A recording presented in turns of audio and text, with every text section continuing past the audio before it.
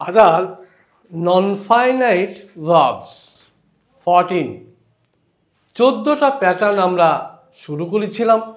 আজকে হচ্ছে নাম্বার 8। কি আছে? Preposition phrases by using preposition phrases. তাহলে আমরা প্রেপোজিশন ফ্রেজ ইউজ করে আমরা বেশ কিছু বাক্যকে আমরা ইংরেজিতে অনুবাদ করতে পারি, যে বাক্যগুলি আমাদের ট্রান্সলেশন হিসাবে বিভিন্ন পরীক্ষায় আমরা সেগুলি করতে পারি। যেমন মিসলেনিয়াস পরীক্ষায় ট্রান্সলেশন দেওয়া হয়, ডব্লিউবিসিএস পরীক্ষায় ট্রান্সলেশন দেওয়া হয়, পিএসসি ক্লার্কশিপ পরীক্ষায়ও ট্রান্সলেশন দেওয়া হয়। সেখানে একটি সাধুতে এবং একটি চলিতে দুটি করে ট্রান্সলেশন থাকে এবং সেখানে অনেক অনেক নাম্বার এটা ক্যারি করে। তা আমরা আজকে যেটা করছি সেটা হচ্ছে by using preposition phrases. Preposition phrases preposition phrases actually preposition ফ্রেজেসটা কি? প্রিপোজিশন ফ্রেজ গঠন হবে যখনই জানবে যে প্রিপোজিশন আসছে তারপরে অবশ্যই নাউন থাকবে। তাহলে এখানে কি আছে?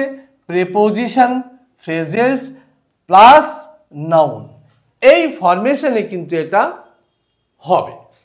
বেশ কিছু প্রিপোজিশন, এরকম প্রচুর প্রিপোজিশন আছে। আমি কয়েকটা, যে কটা না বললেই নয় সেই কটা আমি প্রিপোজিশন এখানে দিয়েছি যাতে তোমরা বুঝতে পারো যে প্রিপোজিশন ফ্রেজটা অ্যাকচুয়ালি কি।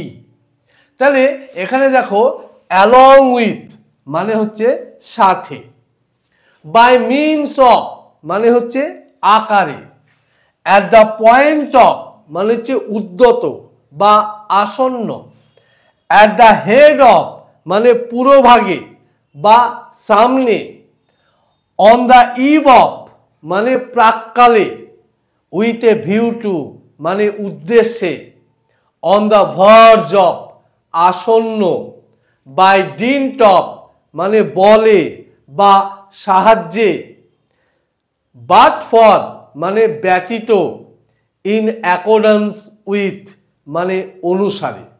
এই সমস্ত প্রেপোজিশন ফ্রেজেস অনেক আছে, আমি কয়েকটা এখানে দিলাম তুমি যাতে বুঝতে পারো। এবার এসো, আমরা দুটি সেন্টেন্স এখানে নিয়েছি, খুব ইম্পর্টেন্ট সেন্টেন্স। এই সেন্টেন্স দুটি দিয়ে আমরা কিন্তু এটাকে ভালো করে বুঝে নিতে চাই। দেখো, অসুস্থ হওয়ায় আমি গতকাল স্কুলে যেতে পারিনি। অসুস্থ মানে মানে কি? ইল। তাহলে কে? আমি নিজে। নিজে ইংলিশ কি? ওন। তাহলে এটাকে কি করতে হবে? Owing to. ভালো। অসুস্থ হওয়ায় আমি গতকাল স্কুলে যেতে পারিনি। অসুস্থ, অসুস্থকে আমি নিজে। নিজে ইংলিশটা কি? ওন। তাহলে এটা কি হবে? ওয়িং। ভালো করে দেখে নাও, ও ওয়িং টু। ওয়িং টু এটা হচ্ছে প্রিপোজিশন ফ্রেজ। এরপর কি থাকবে? নাউন থাকবে। Owing to illness, illness, owing to illness, comma আমি গতকাল স্কুলে যেতে পারিনি। তাহলে I could not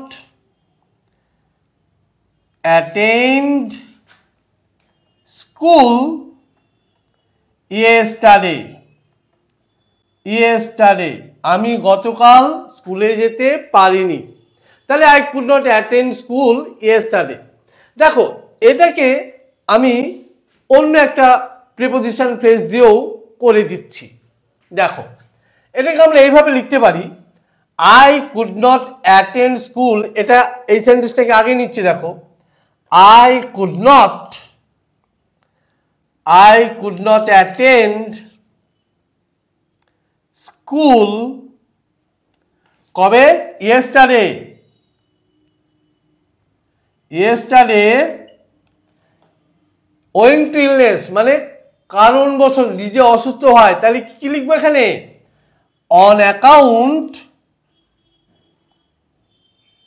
on account of my illness। ভালো করে দেখে নাও। তাহলে অন অ্যাকাউন্ট অফ এটা হচ্ছে কিন্তু এখানে প্রিপোজিশন ফ্রেজ, আর মাই ইলনেস এটা হচ্ছে তোমার নাউন এখানে। তাহলে এটা দিয়েও করা যায়, আরেকটা দিয়েও করা যায়, আরেকটা প্রিপোজিশন ফ্রেজ দিয়েও করা যায়। দেখো সেটাও আমি ভার্বালি তোমাকে বলে দিচ্ছি। দেখো, I could not attend school yesterday due to my illness. Due to my illness এটাও করা যায়।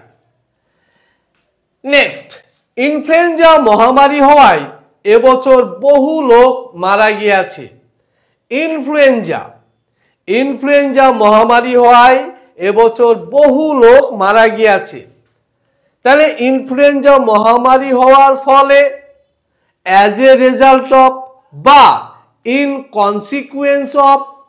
ইন কনসিকুয়েন্স অফ হচ্ছে প্রিপোজিশন ফ্রেজ, বা অ্যাজ এ রেজাল্ট অফ হচ্ছে প্রিপোজিশন ফ্রেজ। তাহলে কিভাবে করছে দেখো, in consequence,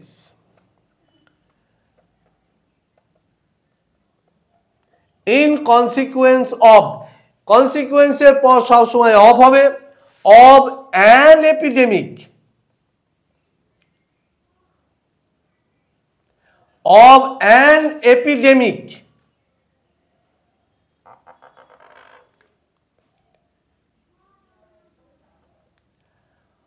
of influenza, comma অনেক মানুষ, মেনি মেন, মেনি মেন মারা গেছে, died this year, this year. ভালো করে দেখে নাও। তাহলে এখানে দেখো ইন কনসিকুয়েন্স অফ এটা হচ্ছে প্রিপোজিশন ফ্রেজ। তারপরে আমরা বলেছি নাউন থাকবে কিভাবে, এখানে দেখো এপিডেমিক হচ্ছে নাউন, এখানে অ্যান কি আছে article, article a and the সবসময় কার জন্য আসবে। একটু রুটে যদি আমরা যাই তাহলে এটা আমরা বুঝতে পারবো যে আর্টিকেল অলওয়েজ বি নাউন, এ সবসময় কার জন্য আসবে, নাউনের জন্য আসবে। তাহলে এখানে কি হলো প্রিপোজিশন ফ্রেজ প্লাস কি হলো নাউন, তাহলে প্রিপোজিশন ফ্রেজ আর নাউন মিলেছে, ওকে 100% ওকে। নাও এপিডেমিকের পর সবসময় তোমার অফ হবে, এটা মনে রাখবে, epidemic of influenza many men died this ইয়ার। এবার দেখো ইন কনসিকুয়েন্স অফ এর এটাকে তুমি এইভাবে বলতে পারো, কিভাবে, as a result, as a result of এটাও preposition phrase, as a result of an epidemic many of influenza many men died this year. তাহলে কি বলবো, as a result of an epidemic of influenza many men died this year. তাহলে দেখো এই যে preposition phrase অর্থাৎ হইয়া, থাকিলে, হ্যাঁ কারণবশত, হ্যাঁ প্রাককালে, আসন্ন, তাহলে এই সমস্ত বাংলা অসমাপিকা ক্রিয়াপদের ইংরেজি অনুবাদে তুমি কি ব্যবহার করবে, owing to, on account of থাকলে কি করবে না তুমি অসমাপিকা ক্রিয়াপদের ইংরেজি অনুবাদে প্রিপোজিশন ফ্রেজ ব্যবহার করে তুমি করতে পারো। এগুলি করলে কি হবে, তোমার রাইটিং স্কিল বেটার হবে, তোমার স্পিকিং স্কিল বেটার হবে, তোমার কোনো লিখতে বলতে সমস্যা হবে না, লেখা বা বলাটা খুব স্ট্যান্ডার্ড হয়ে যাবে। এগুলি বাড়িতে প্র্যাকটিস করবে, আর ভিডিওটি লাইক করবে, শেয়ার করবে এবং সাবস্ক্রাইব করবে।